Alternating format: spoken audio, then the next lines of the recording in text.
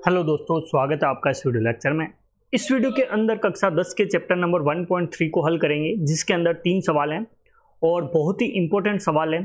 तो आपका आज का वीडियो बहुत इंटरेस्टिंग होने वाला है, क्योंकि ये जो प्रश्न है वो हर एग्जाम में पूछे जाते हैं, इंपॉर्टेंट है। 3 से 4 नंबर का हर एग्जाम, चाहे कोई सा भी बोर्ड हो, यूपी बोर्ड हो, एमपी बोर्ड हो, एनसीईआरटी बोर्ड हो, सीबीएसई बोर्ड हो, कैसा भी बोर्ड एग्जाम हो, इसके अंदर रियल नंबर का ये प्रश्न बहुत इंपॉर्टेंट है। 3 से 4 नंबर का ये प्रश्न पूछा जाता है। तो ये वीडियो बिना स्किप किए आप देखना, आपको अच्छा लगेगा, ठीक है। और वीडियो को लाइक शेयर जरूर कर देना। चैनल पर पहली बार आए हो तो सब्सक्राइब जरूर कर देना। साथ ही जो बेल आइकन है उसको प्रेस करके ऑल पे क्लिक करना, जिससे जो भी वीडियो अपलोड किया जाएगा उसका नोटिफिकेशन सबसे पहले आपको मिल सके। और इस वीडियो के बारे में आप कमेंट करके जरूर बताना आपको वीडियो कैसा लगा। इसके लिए आपको ये वीडियो अंत तक देखना है, आपको पता चलेगा कि वीडियो कैसा लगा, ठीक है। आपको अच्छा लगेगा, इसलिए आपको पूरा देखना है। सबसे पहले हम देखेंगे कॉन्सेप्ट, इस प्रश्न किस प्रकार से आता है। सबसे पहले प्रश्न किस प्रकार से आता है ये देखते हैं।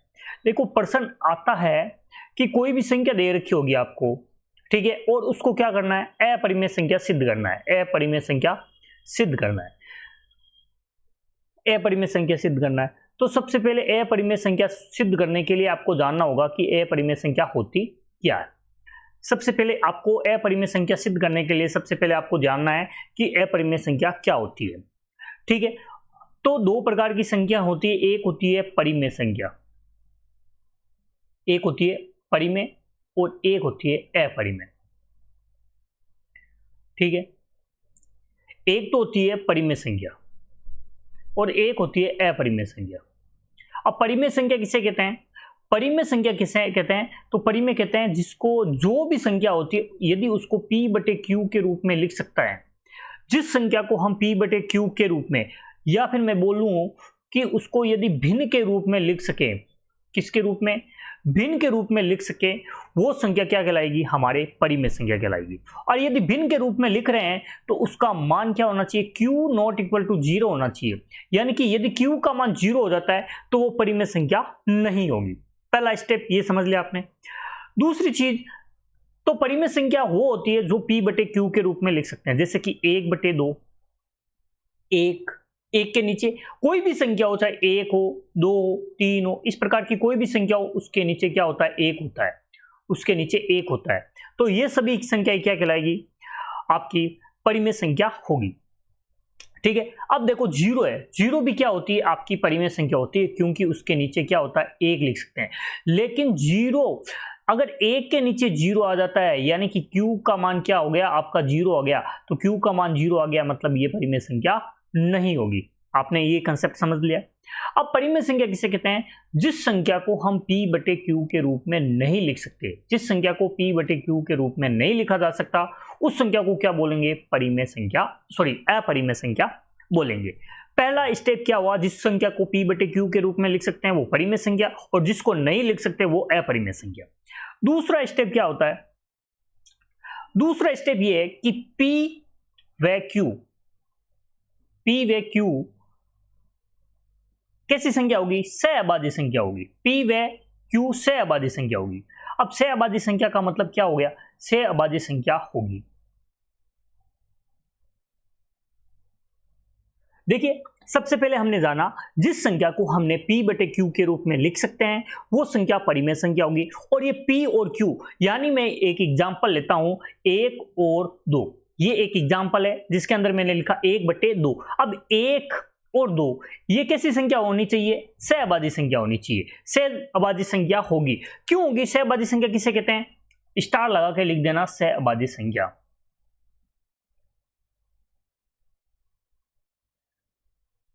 ऐसा युग्म, ऐसी संख्याओं का युग्म ऐसे लिख सकते हैं, ऐसी संख्याओं का युग्म,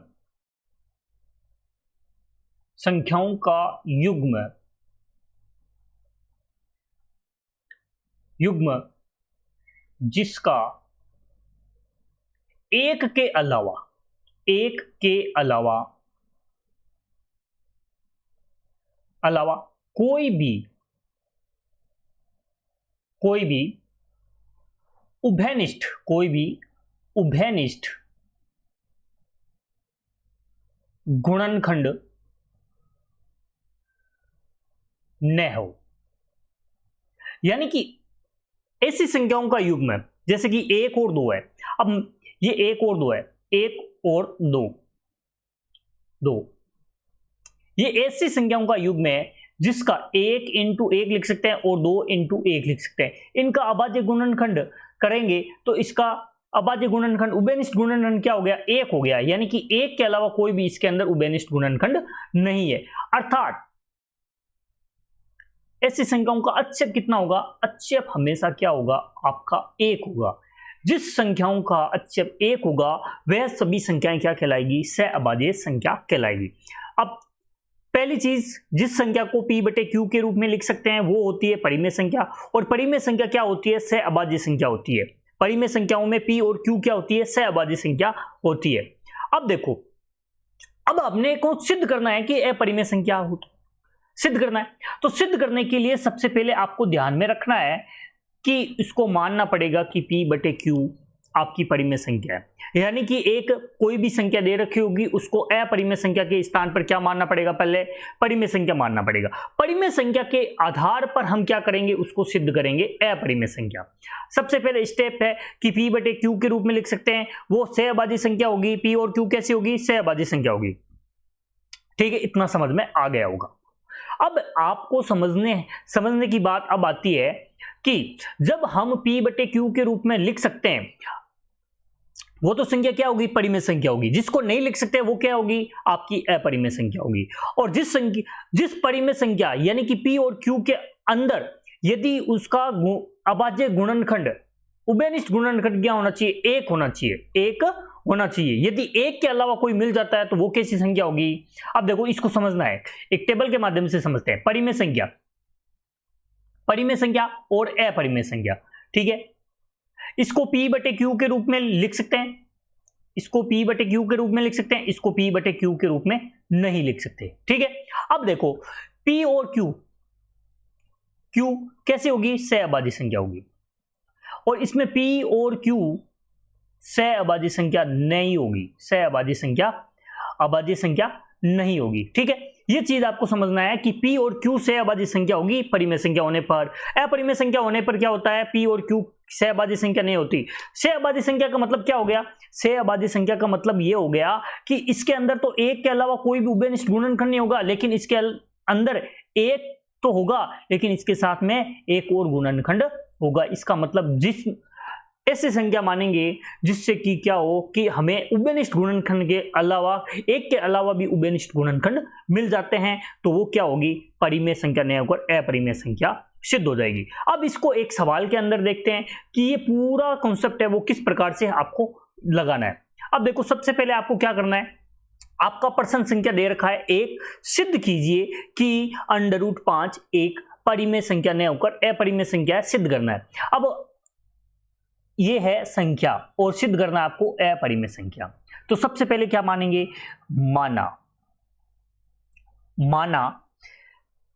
माना कि √5 एक परिमेय संख्या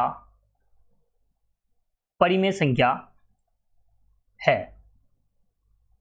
अब देखो, हमने मान लिया कि √5 एक परिमेय संख्या है। मैंने पहले ही कहा था, जब कॉन्सेप्ट क्लियर कर रहे थे, तब हमने कहा था कि अपरिमेय संख्या को सिद्ध करने के लिए आपको परिमेय संख्याओं की सहायता लेनी पड़ेगी। अब अपरिमेय संख्याओं को सिद्ध करने के लिए परिमेय संख्या की सहायता लेनी पड़ेगी। तो मान लेते हैं कि √5 कैसी संख्या है, एक अपरिमेय संख्या नहीं होकर परिमेय संख्या है। सीधा लिख देंगे, माना कि √5 एक परिमेय संख्या है। अब देखो, परिमेय संख्या होने का मतलब क्या हो गया, इसको p बटे q के रूप में लिख सकते हैं। तो लिखेंगे इसे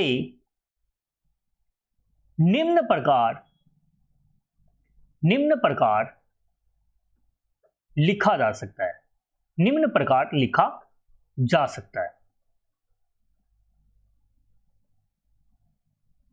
किस प्रकार लिखेंगे, √5 बराबर p बटे q, p बटे q, q not equal to क्या है, 0 है। ये चीज आपको ध्यान में रखनी है, q नॉट इक्वल टू 0 है। अब देखो, अब हमने माना कि √5 एक परिमेय संख्या है, इसे निम्न प्रकार लिखा जा सकता है। परिमेय संख्या है तो इसको p बटे q के रूप में लिख सकते हैं। तो जहां अब P और Q के बारे में लिख देते हैं कि P और Q क्या है। जहां P व Q कोई पूर्णांक है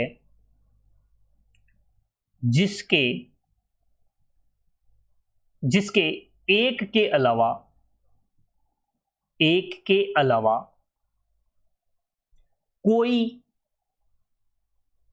कोई उभयनिष्ठ गुणनखंड नहीं है। अर्थात कोई उभयनिष्ठ गुणनखंड नहीं है, तो अर्थात ऐसी संख्या क्या कहलाएगी? सहअभाज्य संख्या कहलाएगी। अर्थात P व Q, इसको हम लिख सकते हैं छोटा p, P व Q सहअभाज्य संख्या होगी।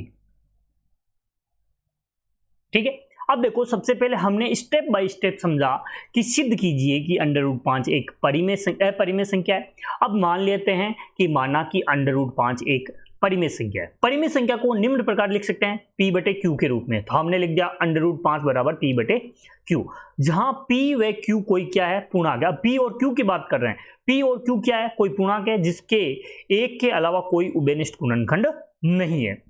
अर्थात P व Q कैसी संख्या होगी? सहअभाज्य संख्या होगी। ठीक है, अब देखिए अब अतः √5 बराबर P/Q क्या करेंगे? वर्ग करने पर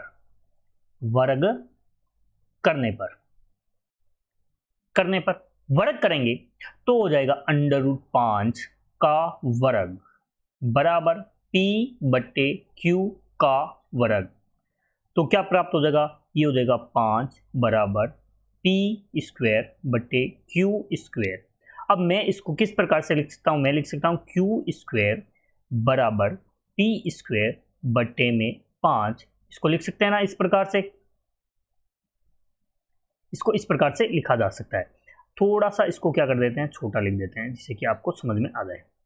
अब देखिए ये हो जाएगा 5 बराबर P² में हो जाएगा Q², और ये समीकरण क्या हो जाएगी? हमें लिख देते हैं 1।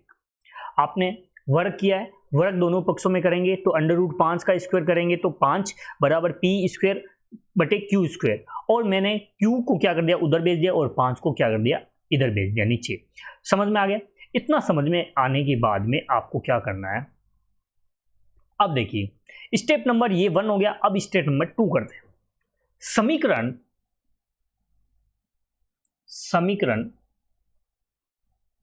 1 से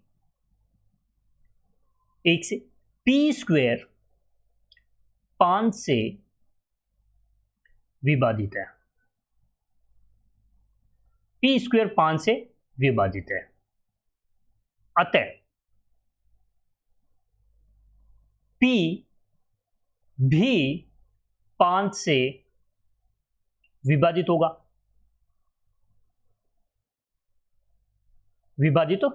होगा। यानी कि देखो कोई संख्या मान लो कि 49 है, इसको मैं लिख सकता हूं 7 की पावर 2 यानी कि 7 की पावर 2। अब ये कहता है कि 49 है वो 7 से डिवाइड है, तो क्या 7 भी तो डिवाइड होगा 49 से? बिल्कुल सही बात है। यानी कि P² है वो 5 से विभाजित है, यानी कि P² मान लो कि 5 है, P का मान क्या हो गया? 5 मान लो। ठीक है, P 5 है तो P² बराबर क्या हो गया? 25। तो 25 5 से विभाजित है, तो 5 भी तो क्या होगा? 5 से विभाजित होगा या नहीं होगा? बिल्कुल होगा। तो बात ये क्या लिखी हुई है? एकदम सही लिखी हुई है। ठीक है, इसको हटा देते हैं और फिर अपने अगले स्टेप पर आते हैं। अब देखिए सबसे पहले आपको क्या करना है, इसके बाद में आपको क्या करना है? P² है वो 5 से विभाजित है, अतः P भी क्या होगा? 5 से विभाजित होगा। अब देखो P भी 5 से विभाजित होने का मतलब क्या हो गया कि ऐसी संख्या प्राप्त होगी 5 से विभाजित करने पर, ऐसी संख्या प्राप्त होगी अपने को। मान लो कि कोई संख्या C प्राप्त होती है, कोई संख्या C पूर्णांक प्राप्त होती है या होता है। ठीक है, मान लो कि P को डिवाइड करते हैं 5 से तो हमें C कोई पूर्णांक प्राप्त होता है, तो मैं लिख सकता हूं P बट्टे 5 बराबर C, और इसको लिखा जा सकता है P बराबर 5C। अब क्या करेंगे, हमें वर्ग करना पड़ेगा, तो करेंगे वर्ग करने पर तो ये हो जाएगा P स्क्वायर और ये हो जाएगा 5C का होल स्क्वायर, तो इसको लिख सकते हैं P स्क्वायर बराबर 5 यानी कि 25 और C स्क्वायर। इसको दे देते हैं समीकरण 2। इतना समझ में आ गया कि समीकरण 1 के द्वारा हमें पता चला कि P स्क्वायर में 5 से विभाजित है, तो P भी क्या होगा, 5 से विभाजित होगा। अगर P स्क्वायर को 5 से विभाजित करते हैं तो Q स्क्वायर प्राप्त होता है, और P को 5 से विभाजित करते हैं तो कोई पूर्णांक C प्राप्त होता है, तो हमने उसको क्या कर दिया, वर्ग कर दिया। ठीक है, अब देखिए स्टेप नंबर 3 हो जाएगा। ठीक है, अब देखिए स्टेप नंबर 3, समीकरण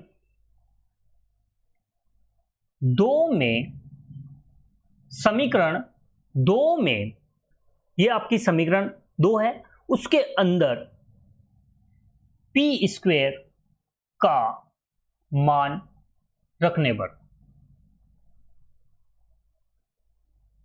मान रखेंगे तो ये हो जाएगा आपका Q स्क्वायर, 5Q स्क्वायर बराबर कितना हो जाएगा, 25C स्क्वायर। तो P स्क्वायर बराबर कितना है आपका, 5Q स्क्वायर है समीकरण 1 से। ये चीज आपको यहां समीकरण 1 में मिल जाएगी। ठीक है, ये रहा समीकरण 1। अब देखिए आपको पता है 5 से ये 25 कट जाएगा, तो Q स्क्वायर कितनी बार जाएगा, 5C स्क्वायर जाएगा। अब मैं कह सकता हूं कि C स्क्वायर बराबर कितना है, Q स्क्वायर बट्टे में 5। इसको समीकरण दे देते हैं 3, समीकरण 3। अब देखो समीकरण 3 तक अपने को पूरा अच्छे से क्लियर हो गया होगा, लेकिन अब थोड़ी सी बात को आपको समझना है कि ये समीकरण क्यों बना रहे हैं। ये हम चलते रहे हैं, समीकरण 3 तक पहुंच गए, 1 से शुरू किया 3 तक पहुंच गए, लेकिन इसका निष्कर्ष क्या निकला। अब देखो सबसे पहले आपको चीज देखनी है ये कि इसके एक के अलावा कोई भी उभयनिष्ठ गुणनखंड नहीं है, लेकिन इसके देखो Q 5 से विभाजित हो रहा है और P 5 से विभाजित हो रहा है। इसका मतलब क्या कह सकते हैं कि इसको आगे लिख सकते हैं Q स्क्वायर 5 से विभाजित है, Q स्क्वायर 5 से विभाजित है, अतः Q भी 5 से विभाजित होगा। समझने वाली बात समझना, हमने सबसे पहले क्या माना कि इसका कोई भी एक के अलावा कोई भी उभयनिष्ठ गुणनखंड नहीं है, यानी कि P और Q ऐसी संख्या है जिसका गुणनखंड क्या होना चाहिए, 1 होना चाहिए। लेकिन अब आपको पता चल रहा है P स्क्वायर बटे 5 हो रहा है, Q स्क्वायर बटे 5 हो रहा है, यानी इसको मैं लिख सकता हूं P बटे 5 और इसको लिख सकते हैं Q बटे 5, यानी कि इस P के अंदर 5 छुपा हुआ है और इसके अंदर भी Q के अंदर भी 5 छुपा हुआ है, यानी कि इसके अंदर 5 है, यानी कि उभयनिष्ठ गुणनखंड क्या हो गया, 1 के अलावा 5 मिल गया अपने को। तो 5 मिल गया तो हमने कॉन्सेप्ट में देखा था यदि इसके अंदर 1 के अलावा भी कोई उभयनिष्ठ गुणनखंड मिल जाता है तो वो परिमेय संख्या क्या होगी, अपरिमेय संख्या सिद्ध हो जाएगी। ठीक है, तो हम क्या करेंगे, इसके अंदर हम लिखेंगे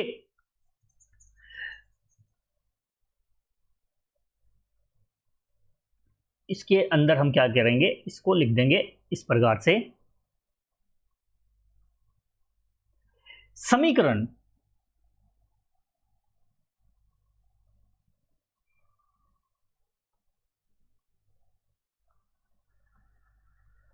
इसको समीकरण कर देंगे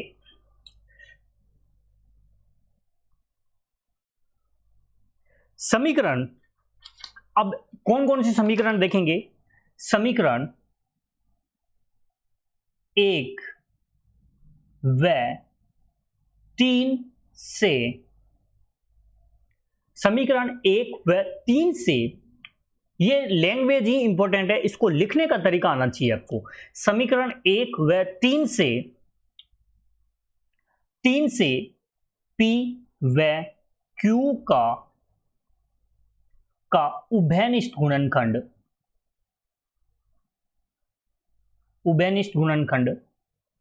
5 प्राप्त हुआ। अर्थात P व Q का 1 के अलावा भी उभयनिष्ठ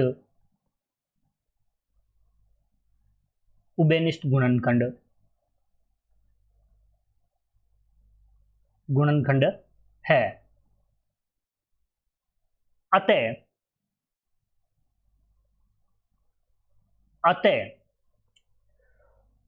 पूर्व में माना गया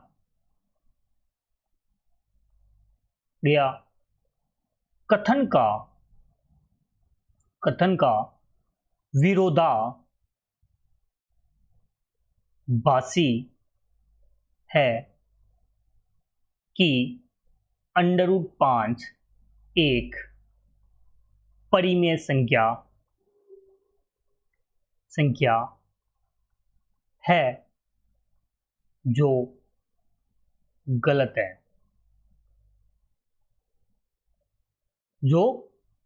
है, इसलिए √5 एक अपरिमेय में संख्या होगी। देखिए समीकरण 1 व 3 से आपको पता चल रहा है कि इसके अंदर 5 का भाग जा रहा है, उसके अंदर भी 5 का भाग जा रहा है, यानी कि एक ऐसा 5 छुपा हुआ है उस P और Q के अंदर जो एक के अलावा भी क्या हो गया, वो एक उभयनिष्ठ गुणनखंड हो गया। तो ये हमने पूर्व में माना था कि इसके एक के अलावा कोई भी उभयनिष्ठ गुणनखंड नहीं है, जो कि अपना क्या है, कथन विरोधाभासी है। अर्थात √5 एक परिमेय संख्या है जो कथन आपका हमारा गलत है, इसलिए √5 कैसी संख्या हो जाएगी, अपरिमेय संख्या हो जाएगी। इसका आप प्रॉपर स्क्रीनशॉट ले लेना जी और नोटबुक में नोट कर लेना, इंपॉर्टेंट पर्सन है, ऐसे सवाल आते हैं। आप 5 की जगह √2, √3, √7 कुछ भी लगा सकते हो, जो क्या हो, जिसका गुणनखंड नहीं होना चाहिए, वर्ग नहीं होना चाहिए, वर्गमूल नहीं होना चाहिए, ऐसी सभी संख्या क्या कहलाएगी, अपरिमेय संख्या कहलाएगी। आप कह दोगे कि √7, √9, तो √7 तो अपरिमेय संख्या होगी, लेकिन √9 का क्या होता है, 3 होता है, इसका मतलब √9 नहीं ले सकते, वो परिमेय संख्या हो जाएगी। ठीक है, अब देखिए नेक्स्ट क्वेश्चन हम देखते हैं। सबसे ये अच्छे से सवाल है, आपको ये सवाल कर लेते हो तो परीक्षा की दृष्टि से इंपॉर्टेंट है, तो आप इनको अच्छे से तैयार करना है। सबसे पहले क्या मानेंगे, वही चीज है,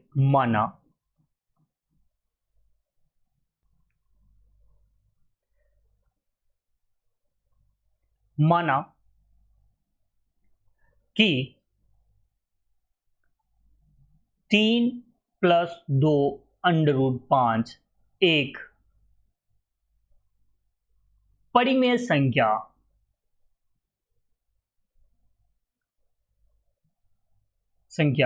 है। अब देखो इसके अंदर दो तरीके हैं हल करने के, एक तो ये सीधा तरीका है, नॉर्मल सा है, लेकिन एक तरीका कैसा है, इसके अंदर देखना, ध्यान से देखना, 3 + 2 √5 है, ठीक है, एक तो √5 दिख गया और एक 3 + 2 दिख गया, तो √5 को पहले सिद्ध करना पड़ेगा कि √5 कैसी संख्या है, आपकी अपरिमेय संख्या है, जो हमने पिछले प्रश्न में हल किया था। आप ये लिख सकते हो पूरा, ठीक है, उसके बाद में ये प्रोसेस वापस स्टार्ट हो जाएगा। ठीक है, अब देखिए इसके अंदर क्या करेंगे, माना कि 3 + 2 √5 एक परिमेय संख्या है, अर्थात अतः जिसे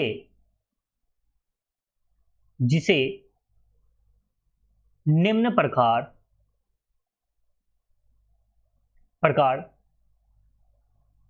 लिखा जा सकता है।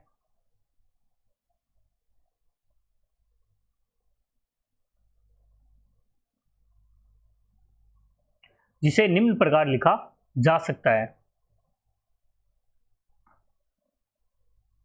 3 प्लस 2 अंडर रूट 5 बराबर P बटे Q। P जहां Q नॉट इक्वल टू क्या होना चाहिए, 0 होना चाहिए। Q नॉट इक्वल टू 0 होना चाहिए। जहां P व Q, जहां P व Q कोई पूर्णांक है जिसके एक के अलावा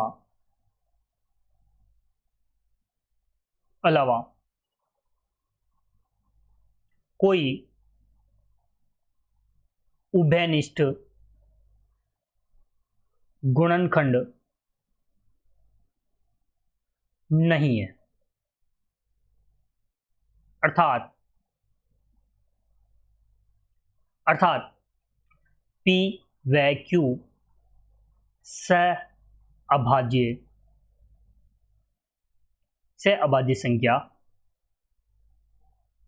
संख्या है। अतः 3 प्लस 2 अंडर रूट 5 बराबर क्या हो जाएगा, P बटे Q। 3 को मैं इधर भेज देता हूं, 3 को मैं इधर भेजूंगा तो किस में जाएगा, प्लस में है तो माइनस में जाएगा। आपको ये चीज पता है। तो ये हो जाएगा 2 अंडर रूट 5 बराबर हो जाएगा P बटे Q माइनस का 3। इसको हल कर देते हैं तो 2 अंडर रूट 5 बराबर हो जाएगा P माइनस 3Q बट्टे में हो जाएगा Q। और इस 2 को मैं उधर भेज देता हूं तो ये किस में जाएगा, आपका भाग में जाएगा। तो अंडर रूट 5 बराबर P माइनस 3Q बट्टे में कितना हो जाएगा, 2Q। इसको समीकरण दे देते हैं हम 1। ये अपनी कौन सी समीकरण हो जाएगी, 1 प्राप्त हो जाएगी। 1 प्राप्त हो जाएगी, ठीक है। अब देखिए समीकरण 1 से, समीकरण 1 से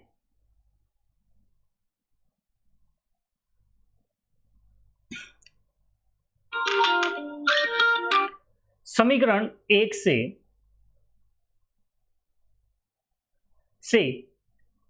P माइनस 3Q बटे 2Q में P व Q पूर्णांक है। अर्थात यह संख्या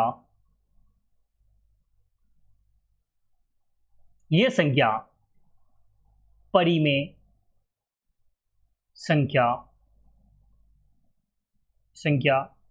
होगी। ये परिमेय संख्या होगी। अतः अंडर रूट 5 भी एक परिमेय संख्या होगी।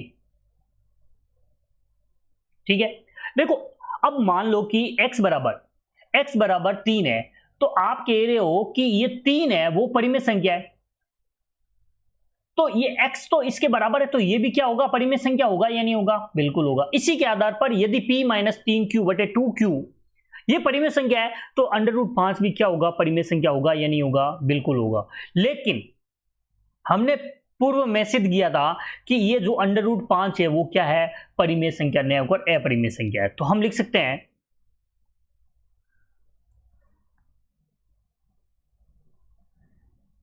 लेकिन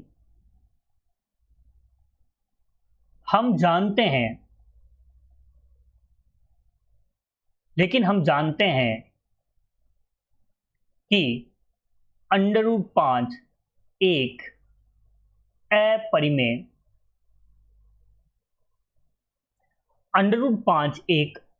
संख्या है, संख्या है। अर्थात मतलब ये जो पूर्व में माना था हमने कि ये परिमेय संख्या है, तो ये कथन क्या हो गया आपका, विरोधाभासी हो गया। ठीक है, तो हम लिखेंगे पूर्व में माना गया कथन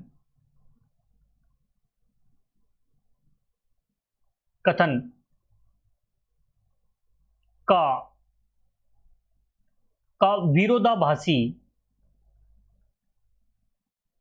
विरोधाभासी हुआ, अतः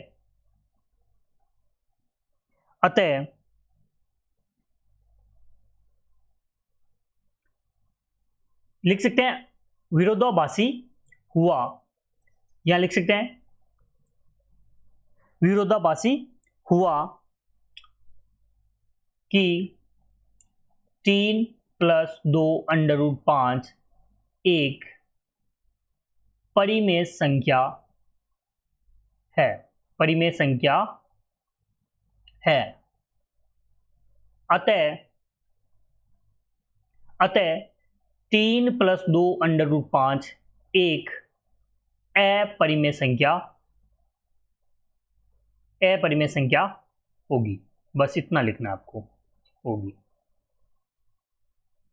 देखो सबसे पहले वही तरीका है, परिमेय संख्या मान लेते हैं, और इसको हल करने का तरीका क्या है कि p - 3q बटे 2q। तो इस प्रकार से यदि संख्या प्राप्त होती है तो सीधा लिखेंगे समीकरण 1 से ये संख्या में p व q क्या है, पूर्णांक है, अर्थात ये संख्या क्या होगी, परिमेय संख्या होगी। अतः √5 भी क्या होगा, एक परिमेय संख्या होगा। लेकिन हम क्या जानते हैं कि √5 एक परिमेय संख्या न होकर एक परिमेय संख्या होगी। पूर्व में माना गया कथन कि विरोधाभासी हुआ कि 3 + 2 √5 कैसी संख्या है, परिमेय संख्या है, जो क्या हो रहा है, इसका विरोध हो रहा है। इसलिए हम कह सकते हैं कि 3 + 2 √5 एक परिमेय संख्या न होकर अपरिमेय संख्या होगी। नेक्स्ट क्वेश्चन है अपना, सिद्ध कीजिए कि निम्नलिखित संख्याएं अपरिमेय संख्या है। वही सवाल है आपका, लेकिन इसके अंदर दे रखा है 1/√2। 1/√2 दे रखा है, तो सॉल्यूशन लिखते हैं। सॉल्यूशन नंबर 1, तरीका वही है, माना, क्या मानेंगे, सबसे पहले इसको परिमेय संख्या मान लेते हैं। माना कि 1/√2 एक परिमेय संख्या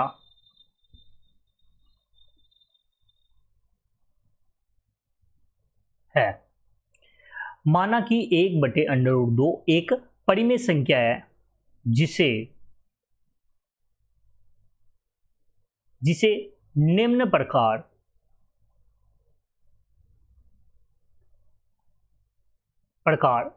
लिखा जा सकता है।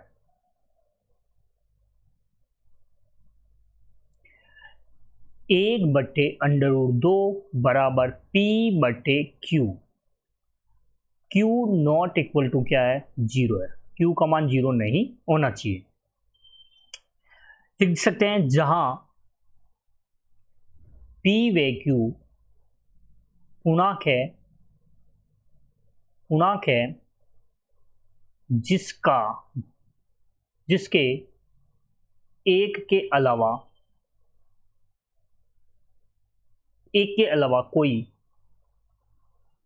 कोई उभयनिष्ठ गुणनखंड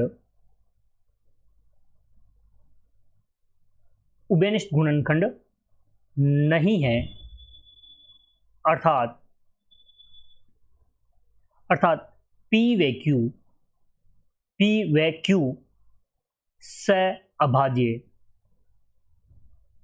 सअभाज्य संख्या होगी।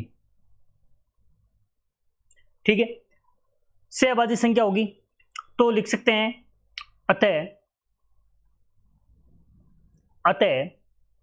1/√2 बराबर p/q। इसको मैं उल्टा लिख सकता हूं, √2 बराबर हो जाएगा q/p। क्या करेंगे, वर्ग कर देंगे। वर्ग करने पर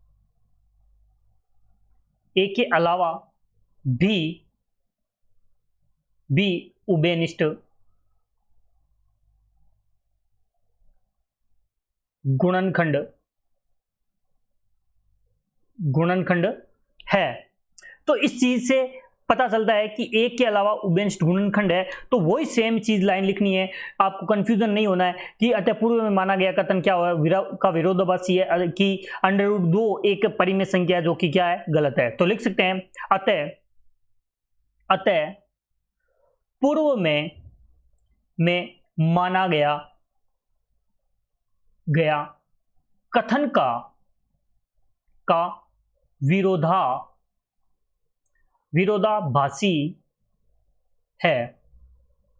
विरोधाभासी है कि 1/√2 एक परिमेय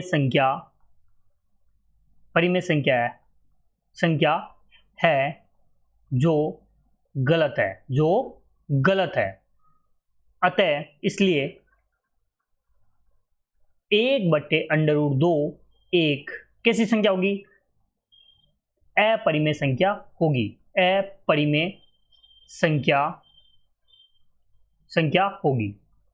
ठीक है। ये चीज आपको लिखनी है। सबसे पहले P/Q, इसको Q/, लिख दिया, और यहां थोड़ा सा गलत हो गया, इसको हम सही कर लेते हैं कि इसको थोड़ा सा क्या कर दिया हमने, इसको उल्टा करना था, लेकिन यहाँ पे वापस क्या हो रहा है, उल्टा नहीं किया आपने, ठीक है। इसको थोड़ा सा सही कर देते हैं जिससे कि अपने को पता चल जाए।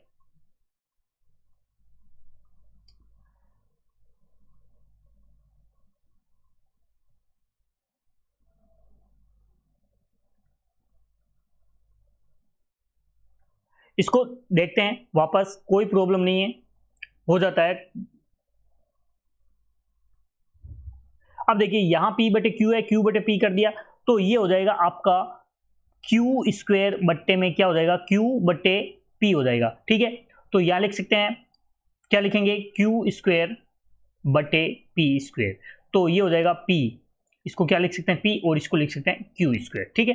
समीकरण 2, और यहां लिख सकते हैं Q², और यहां लिख सकते हैं Q, तो यहां लिख सकते हैं आपका क्या लिखेंगे, Q लिखेंगे, और यहां पर भी क्या लिखेंगे, Q लिखेंगे, ठीक है। ये थोड़ा सा गलत हो गया, इसका कोई प्रॉब्लम नहीं है, Q² हो जाएगा, और यहां हो जाएगा आपका समीकरण Q² का मान रखेंगे, तो Q² का मान क्या हो जाएगा आपका, Q² का मान हो जाएगा आपका 2P², तो 2P² कितना हो जाएगा, P² हो जाएगा, ये हो जाएगा P², ठीक है।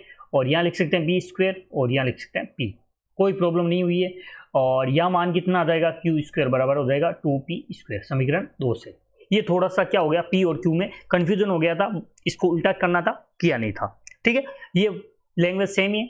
अब देखिए क्वेश्चन नंबर है आपका थर्ड का सेकंड, इसके अंदर आपको लैंग्वेज आपको खुद को लिखनी है, और सबसे पहले आपको क्या करना है, माना कि 7√5 एक कैसी संख्या है, परिमेय संख्या है। थोड़ा जल्दी करते हैं, परिमेय संख्या है, ठीक है। और इसके अंदर लिख सकते हैं 7√5 बराबर क्या हो जाएगा, P/Q के रूप में, ठीक है। अब इसको 7 को क्या कर देंगे, P, तो √5 बराबर क्या हो जाएगा, P/Q, यानी कि हो जाएगा 7Q। समीकरण 1 दे देते हैं, समीकरण 1, और आप मैं लिख सकता हूं कि समीकरण 1 है, और इसके आगे आपका क्वेश्चन को कैसा हो जाएगा आपका, ये वाला समीकरण, क्वेश्चन प्रश्न 2 की तरह। अगला प्रश्न कैसा होगा, 2 की तरह, सेम ही लैंग्वेज लिखनी है, समीकरण 1 तक मैंने लिख दिया और सेम ही लिखना है, ठीक है। और इसका भी वही सेम है, इसको भी आपको 6 + √2 बराबर कितना हो जाएगा, P/Q, और √2 बराबर कितना हो जाएगा, P/Q माइनस का 6, इसको लिख सकते हैं P - 6Q बट्टे में Q √5, और ये हो जाएगा समीकरण 1। और ये भी प्रश्न संख्या कैसा हो जाएगा, प्रश्न संख्या हो जाएगा 2 की तरह, 2 की तरह। ये आपको घर पे करना है, अपनी नोटबुक में अपने स्वयं की सहायता से करना, नहीं तो सारा क्वेश्चन आप देख के करोगे तो आपको कुछ समझ में नहीं आएगा। ठीक है दोस्तों, आज के लिए बस इतना ही। वीडियो को शेयर जरूर कर देना और सब्सक्राइब और लाइक जरूर कर देना। धन्यवाद दोस्तों, आज के लिए बस इतना ही।